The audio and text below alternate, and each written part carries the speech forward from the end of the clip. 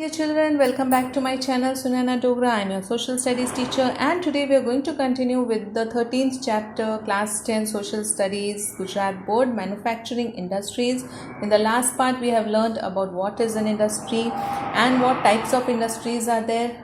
There are two types of industries, agro based and mineral based. In the last part we have learned about the agro based industries. Now in this part I am going to continue with the mineral based industries.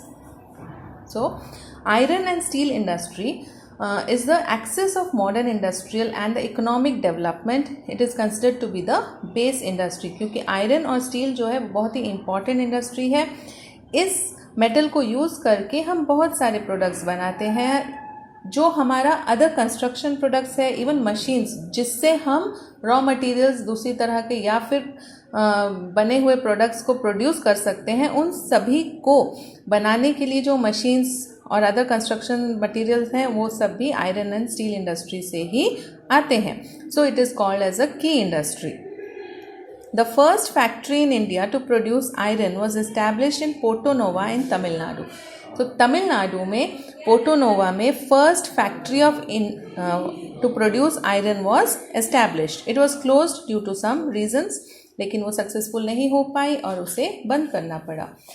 Successful production of iron raw was made at Kulti. So raw iron जो successfully produce हो पाई वो कहाँ थी? वो है Kulti. That is a place way in Jamshedpur जहाँ पर टाटा आयरन की इंडस्ट्री सेटअप की गई थी. In 1907, the factory established at Jamshedpur started producing iron steel at a large scale. तो जमशेदपुर में 1907 में हमने पहले भी पढ़ा है कि 1854 में कुल्टी में एक iron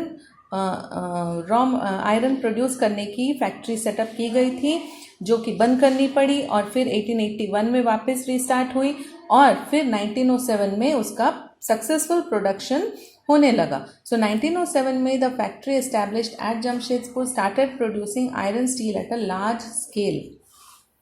The administration of all iron and steel factories except Tata is handed over to Steel Authority of India Limited.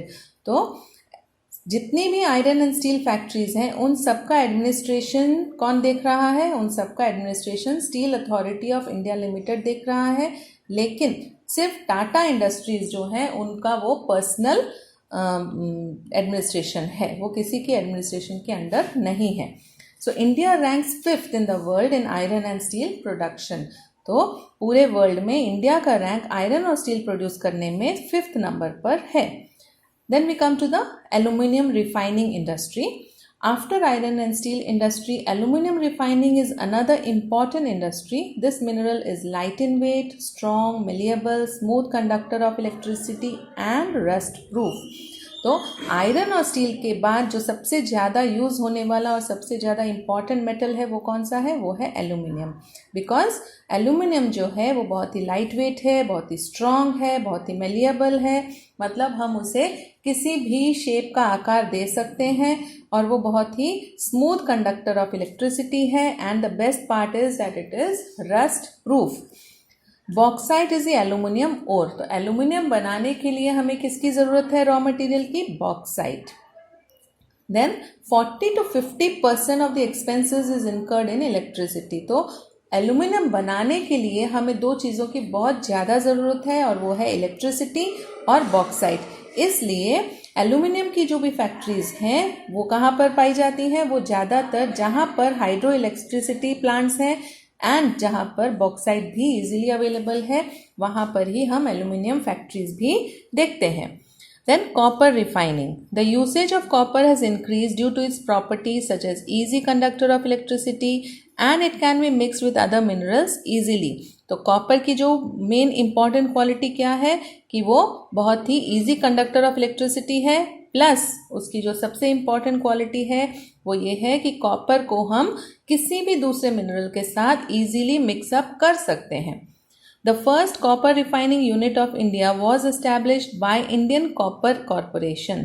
तो सबसे पहला कॉपर रिफाइनिंग यूनिट इंडिया में किसने बनाया था? Indian copper corporation. कहाँ पर? घाटशिला इन झारखंड. फिर 1972 में जो ICC that is Indian copper corporation को हिंदुस्तान कॉपर लिमिटेड को हैंडओवर कर दिया गया और आज HCL जो है वो copper produce by private sector also. तो HCL के अलावा कॉपर प्राइवेट इंडस्ट्रीज में भी बन रहा है। Now we will take up the next point, and that is the chemical industry. Now in the chemical industry, the chemicals are of two types, organic and inorganic chemicals. और chemical industry is very important in India. और दो तरह के हैं, organic और inorganic chemicals. तो petrochemicals is a main organic chemical industry. तो सबसे इंपॉर्टेंट केमिकल इंडस्ट्री कौन सी है, वो है petrochemicals. It is used in artificial fibres, artificial rubber, plastic goods, colour chemicals and in medicines. तो पेट्रोकेमिकल्स कहाँ यूज होते हैं, वो आर्टिफिशियल फाइबर्स बनाने में, आर्टिफिशियल रबर बनाने में, प्लास्टिक गुड्स बनाने में, एंड टू मेक कलर्स। जो कलर आप पेंटिंग के लिए यूज़ करते हो, अपनी बिल्डिंग को कलर करने के लिए यूज़ करते हो, उन सब में पेट्रोकेमिकल्स का यूजेज होता है। And even for the other chemicals and also in medicines. Now we take up the chemical fertiliser industry. तो फर्स्ट केमिकल फैक्ट्री जो फर्टिलाइजर फैक्ट्री है वो कहाँ पर बनी थी, वो 1906 में रानीपत इन तमिलनाडु में बनाई गई थी। The development of this industry started when fertiliser corporation of India established its factory at Sindri. तो केमिकल फर्टिलाइजर इंडस्ट्री का जो डेवलपमेंट है वो किससे शुरू हुआ, वो सिंदरी में जो फैक्ट्री सेटअप की गई थी उसकी वजह से केमिकल फर्टिलाइजर्स का उपयोग ज़्यादा पैमाने पर होने लगा। Next we come to the plastic industry. Now after all the metals, plastic is a very important material that is used almost in all the places, and it is very important because plastic जब develop हुआ, plastic का जब आविष्कार हुआ, उसके बाद से एक बहुत नई क्रांति आ गई। इसीलिए इसे क्या कहा जाता है, sunrise industry. So plastic industry is also called sunrise industry. मतलब एक नए उजाले के साथ, एक नए सूर्योदय के साथ इसका निर्माण हुआ। There has been a constant increase in the demand of raw material for plastic.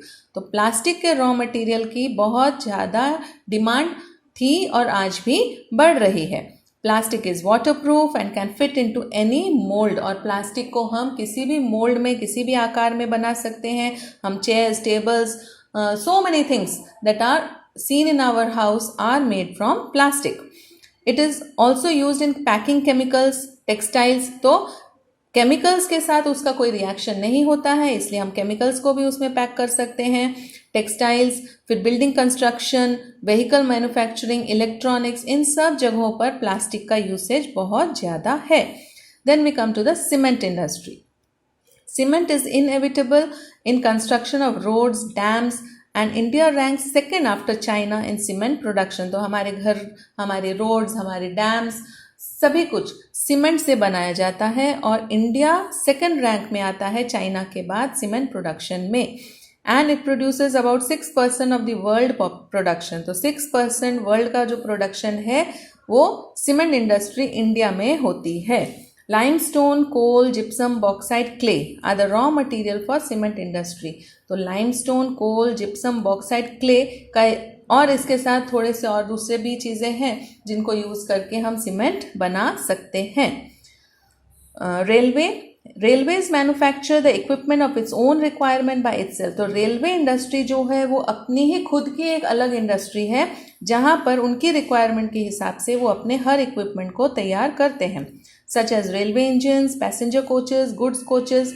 तो सभी जो चीज़ें हैं उनका डेवलपमेंट वो खुद अपनी ही फैक्ट्री में खुद ही करते हैं। These are also produced privately. There are 3 types of railway engines: steam, diesel and electric. Now we come to the road vehicles. The road vehicles are manufactured mostly by private sector and India ranks 5th in the world in the production of commercial vehicles. तो commercial vehicles में हमारी car, scooty जो हम personally use करते हैं वो सब चीज़ें आती हैं और उनको बनाने के लिए कौन सी इंडस्ट्री काम करती है, वो प्राइवेट सेक्टर में बनाए जाते हैं और इंडिया 5th रैंक पर आता है in the production of commercial vehicles. Today the vehicles and the spare parts manufactured in India are exported to foreign countries. तो vehicles plus vehicles के जो spare parts हैं वो भी इंडिया में प्रोडक्शन होने के बाद एक्सपोर्ट भी किए जाते हैं. Tractors and cycles are produced at very large scale and we export them overseas. तो फॉरेन कंट्रीज में भी हमारे इंडिया में बनाए गए ट्रैक्टर्स और साइकिल्स की बहुत डिमांड है. Now we come to the shipbuilding industry. This is an ancient industry in India. In recent times, there are the centers to build modern ships. We have also started building helicopters, but the building of aircrafts for traveling has still not been started. लेकिन अब ये book जब publish हुई उसके बाद अब जो हमारी प्राइम मिनिस्टर हैं उन्होंने बहुत सारी ऐसी चीज़ों का प्रमोशन किया है जिसमें हम made in India, made in our own country जो है वो प्रमोट किया है और उसकी वजह से बहुत सारी चीज़ों का न्यू सेटअप्स भी हुए हैं. Now we come to the electronic industry. Radio sets and telephone industry was established in India in 1905. तो रेडियो और टेलीफोन इंडस्ट्री कब बनी? 1905. This can be said to be the beginning of electric industry in India. तो electric industry India में 1905 में बहुत ज़ोर शोर से सेटअप की गई और बहुत चलने लगी. Bharat electronics limited, that is BEL, was established in 1956 in Bengaluru to manufacture equipments for Akashvani and weather department. तो भारत इलेक्ट्रॉनिक्स लिमिटेड बेंगलोर में सेटअप की गई 1956 में. और ये कौन से इक्विपमेंट्स बना रहे थे? ये कंपनी जो है वो Akashvani, that is radio, all India radio, और वेदर डिपार्टमेंट के लिए जो भी प्रोडक्ट्स चाहिए वो प्रोड्यूस हो रहे थे. It produces various electronic equipments in collaboration with India space research organisation, that is ISRO. तो इसरो में भी यूज़ होने वाले जितने भी इलेक्ट्रॉनिक इक्विपमेंट्स हैं उनकी भी प्रोडक्शन बेंगलुरु में होती है. Bengaluru has become the capital of this industry. तो इलेक्ट्रॉनिक इंडस्ट्री का कैपिटल अगर हम पूछें कि कौन है तो it is Bengaluru. It is also called as the Silicon Valley of India. तो Silicon Valley of India means all the computer ITs and the computer products and all the electronic products जहाँ पे सिलिकॉन का भी use होता है, maximum use होता है, इसीलिए इस बेंगलुरु को सिलिकॉन वैली ऑफ इंडिया भी कहा जाता है. Software park, science park and technological park are established for the development of this industry. तो बेंगलुरु में बहुत सारे सॉफ्टवेयर इंजीनियर्स काम करते हैं. It is known as the hub of software. तो सॉफ्टवेयर पार्क और science park and technological parks are established ताकि इलेक्ट्रॉनिक डेवलपमेंट जो है वो हो सके. The future of this industry in India is very optimistic. मतलब बहुत ही पॉजिटिव रिस्पॉन्स मिलेगा और आगे भी ये डेवलप बहुत सारा करने वाली है. Industries have increase pollution and the environment has degraded. अब क्योंकि इंडस्ट्रीज हैं तो पोल्यूशन भी है. अब क्योंकि there is a lot of pollution so environment पर भी इफेक्ट हो रहा है. When the environmental conditions deteriorate due to natural और man made factors the quality of environment is reduced which is called environmental degradation. तो environmental degradation किसे कहा जाता है?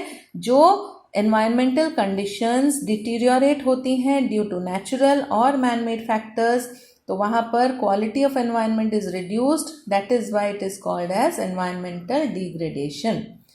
Mainly 4 types of pollutions are created due to industries, that is air pollution, water pollution, land pollution and noise pollution.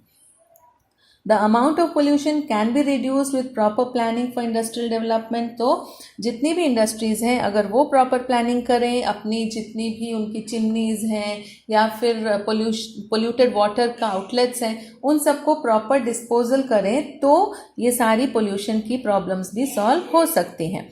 The air pollution can be curb through filters, scrubbers, precipitators. तो ये सारे equipments हैं, इनको हम use करके air pollution को कम कर सकते हैं. The water pollution can be prevented by releasing industrial influence after proper treatment. Industrial water can be purified after due treatment. तो ये सारी चीज़ों का हम ध्यान रखें कि अगर एक फैक्ट्री है तो उसमें जो ओनर है वो पोल्यूशन फ्री बनाने के लिए भी कुछ प्रयास करें, इको फ्रेंडली चीज़ों का इस्तेमाल करें, तो पोल्यूशन से भी हम अपने देश को बचा सकते हैं. Now I would like to classify the industries, the total number of human labor that we use when we are using the number of labors in our industry. So the industry can be classified in human labor, ownership and source of raw material. Large scale industry, when there are a lot of labors used. Small scale industry, where less number of people are working. Then ownership is divided into private, public and cooperative industry. Private means यहाँ पर जो owner है वो ही खुद अपनी factory या industry का owner है, उसके साथ किसी और का कोलैबोरेशन नहीं है. पब्लिक का मतलब है कि वो उस स्टेट के साथ जो पब्लिक है उनका पार्टनरशिप होती है. Then cooperative is coming under the state, under the government. Now we come to the source of raw materials, so agro-based and mineral-based. So we can divide the industry into human labor, ownership and source of material, and in that also we can divide into large scale and small scale industry, then private, public and cooperative industry, and agro-based and mineral-based industry. So with this we come to an end of this chapter. I hope I have tried to clear out all the doubts. If there are still any, we will meet and we will do the solutions very soon.